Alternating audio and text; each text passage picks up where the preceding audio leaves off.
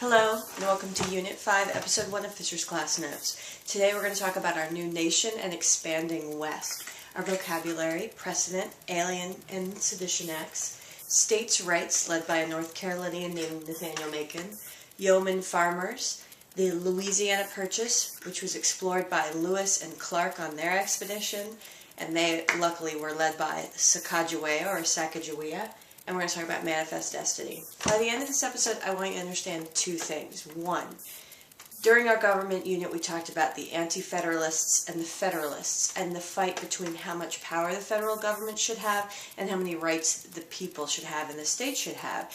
This debate continued, well, in fact, it's still continuing today, but it continued until throughout the Civil War, so this whole unit that we're going to be studying in the next unit.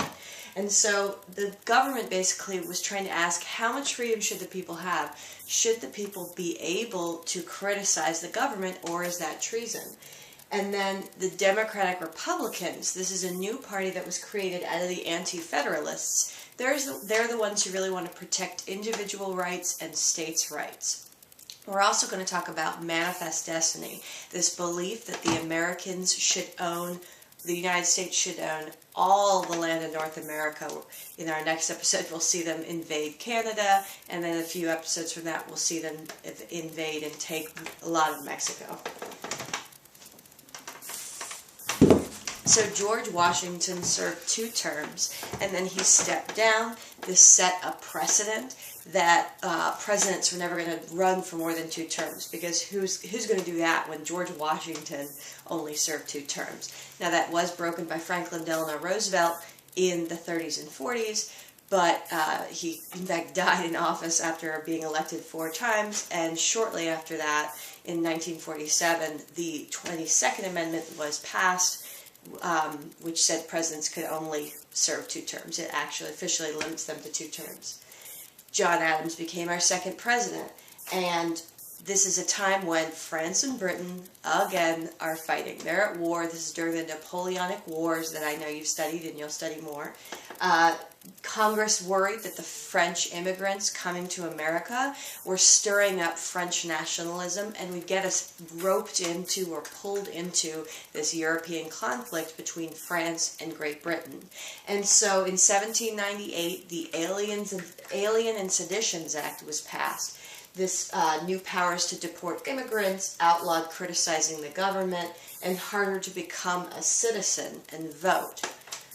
Part of the law says those who write, print, utter, or publish any false, scandalous, and malicious writing about the government could be put in jail. This was really targeting these Democratic Republican newspapers who were criticizing the government, didn't like the Federalist government under John Adams. And so we have this question again, are these people committing treason because they're speaking out against the government? Or is the government becoming tyrannical because it's taking away our amendments, our rights? And what right is being violated? That's right, the First Amendment.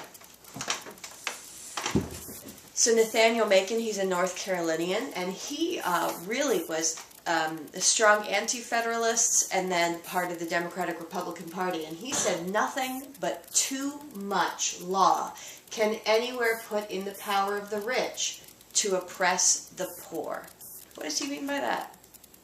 That's right. It's the idea that people, if you give the government too much power, then that just means the poor in the country are going to be oppressed and have their rights taken away. So people were really angry that their First Amendment rights, free speech, were being violated.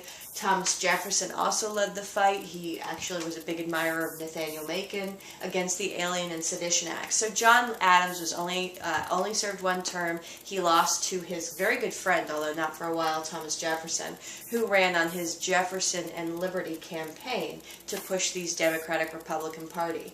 Fought for state and individual rights. Again, we see Macon becomes a major figure from North Carolina on this states' rights issue, that states should have the power, they should determine the laws of their own state. Jefferson wanted everyone to be small land-owning yeoman farmers. That's somebody who just farms what they need and their family needs, maybe sells a little bit at market, but they own a little piece of land, they can vote. That's what he dreamed. He kind of believed that industry was evil. So you get this real divide between North and South, North becoming more industrial, the South continuing to be agricultural. In 1803, you get the Louisiana Purchase. Jefferson bought the French holdings in North America. Napoleon, with all his war throughout Europe, was becoming incredibly poor, and so he sold for $15 million a huge tract of land called the Louisiana Purchase that doubled the size of the United States. And Jefferson sent Meriwether Lewis, who has been his aide and friend. Meriwether Lewis chose a close friend who served in the American Revolution, William Clark, to explore this land. Luckily, they met a French fur trapper and his young wife, Sacagawea. Many people call her Sacagawea. She was a Shawnee woman who was very pregnant, so pregnant that she gave birth to her son only 2 months after the expedition began, but basically led them and translated for them and basically made the trip a success. Thousands then migrated into these new lands in the Louisiana Territory. So the question becomes, because this is mostly farming land, is slavery going to spread? Are the power of the slave states going to grow and continue? And again, this idea of manifest destiny. Is America destined? Is the United States destined to own all the land of North America? Do they have a right to it ordained by God? All right, thanks for watching.